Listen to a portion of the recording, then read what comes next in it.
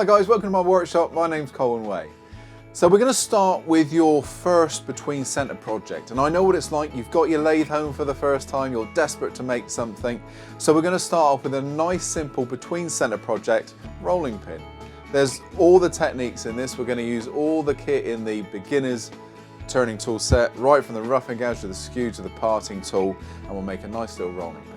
So to start with, we need to set this up in the lathe, make sure it's safe before we turn the machine on, and make sure you're protected from everything. Okay guys, so between centres. What does between centres mean? It basically means between the 2 points, one in the tailstock, one in the headstock. There's your drive centre, there's your tailstock centre. Tailstock centre's on a bearing that supports the timber.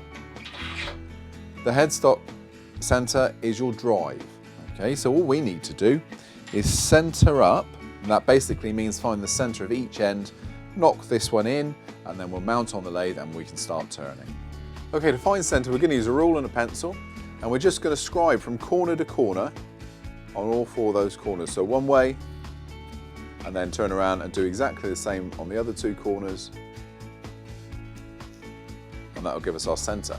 Okay, just a little brattle mark in the centre, and that will accept the points from our tailstock and headstock centre. Okay, so now we've got the drive centre, we can knock that in just gently. We don't need to go too much, so just a few taps. Drive centre can go in the headstock, and then we can bring everything together. So there. Wind our tailstock centre onto our centre point. Once you've got resistance, just give it another half a turn. Lock everything in position and adjust the tool rest. Now we're going to go just underneath the halfway point, and we're going to make sure that none of the corners touch the tool rest. And that's the lathe ready and set up for turning. Okay, so we're starting with the rough and gouge, and our job here is to take the square down to round. Every time you do a section, then we're going to stop the lathe and move the tool rest back along again to the next section. Make sure the tool rest is below centre and nothing's touching the tool rest. Visor down and start again.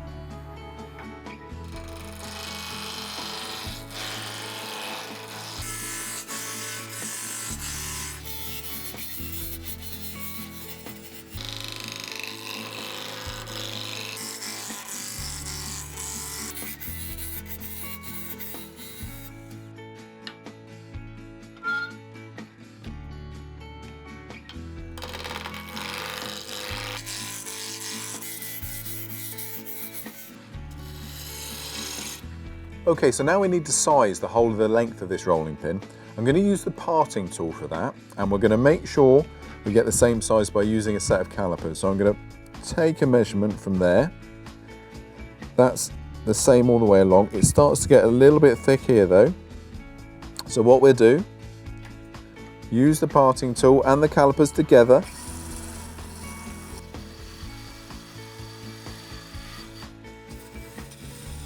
Just a little series of cuts,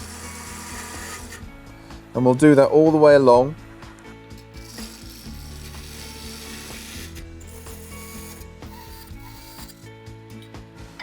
Then once we've done that, we're going to go back to the rough and gouge and skim down to that depth.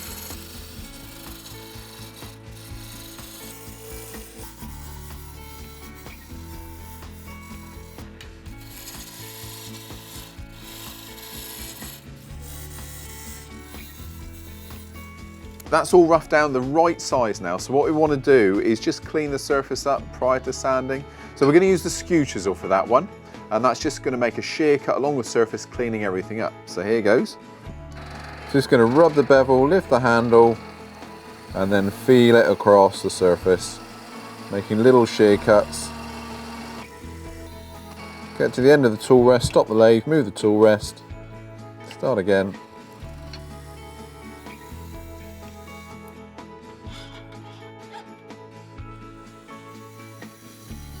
There we are, nice flat surface for your rolling pin. Okay, so next we need to work out how long we're going to have the handles. Now I'm going to work on 100mm, or around about 4 inches. Okay, and we're going to do that on both sides. Should be about right. So I'm working on 35mm.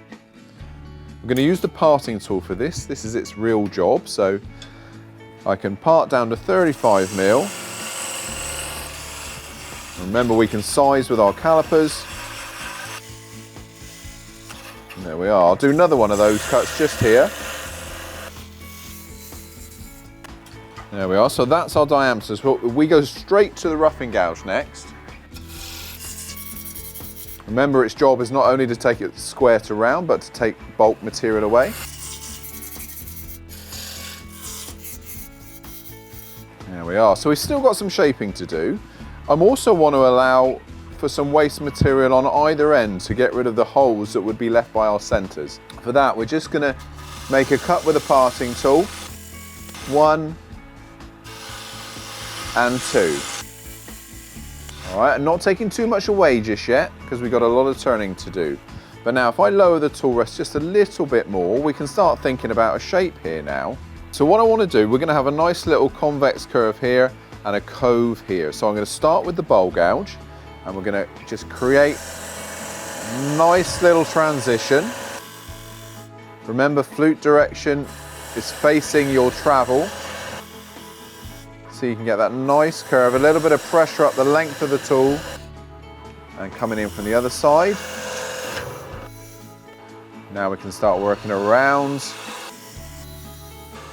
work around with the handle. And remember, we're going to repeat this on the other side as well in a moment. I'm just going to swap now to the smaller gouge, the spindle gouge. That's going to allow me more detail in here. So remember, we're twisting the spindle gouge, unlike the bowl gouge where we're actually moving the handle around. I think we're starting to get there now. I think that's the sort of shape that I wanted. Obviously, you choose your own design. There we are. One last little touch with the bowl gouge. There we go. Now we can move to the other side.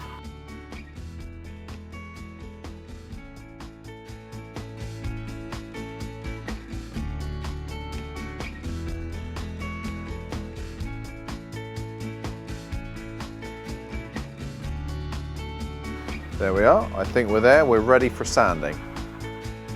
Okay, so we're going to start sanding now, and I'm going to start sanding with 100 and then work my way through to 150, 240 and 400. Before I start sanding though, I need to take the tool rest out of the way so I can't trap my fingers in anything. We're going to sand in this bottom quarter, and the dust extraction is going to take away all my dust.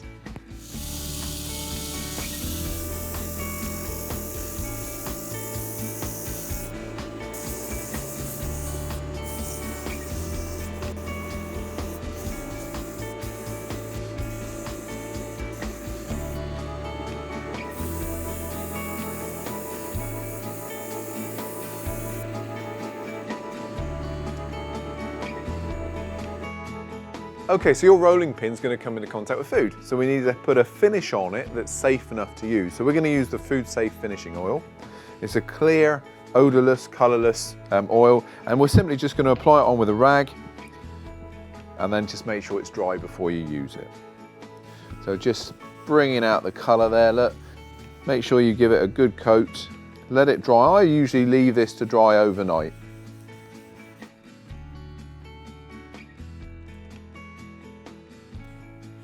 I'm just going to tidy up the ends as well in a moment. Just take those off with a saw and then sand them in.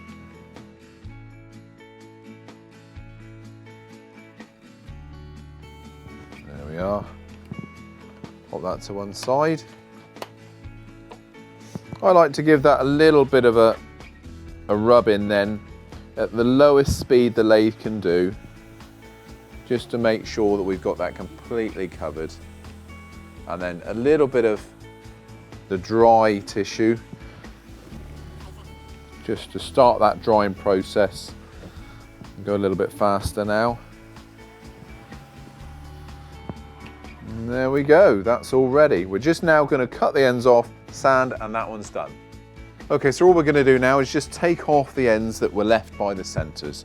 So I'm just going to put a little bit of tissue. You can use tissue, you can use router matting. So that's router matting, and then I'm going to use a little Japanese pool saw just to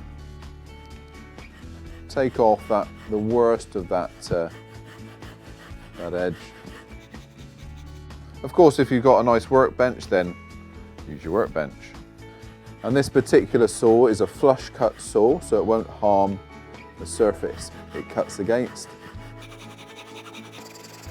And then your next option then really is just a little bit of abrasive.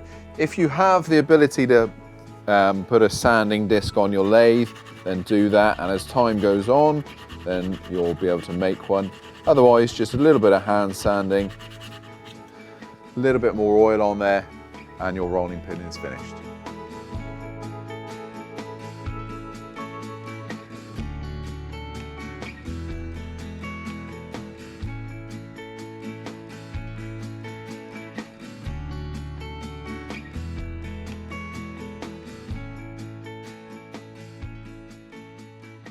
So there we are, your first between centre project. If you found this useful, look out for more videos from us to help you on your wood turning journey.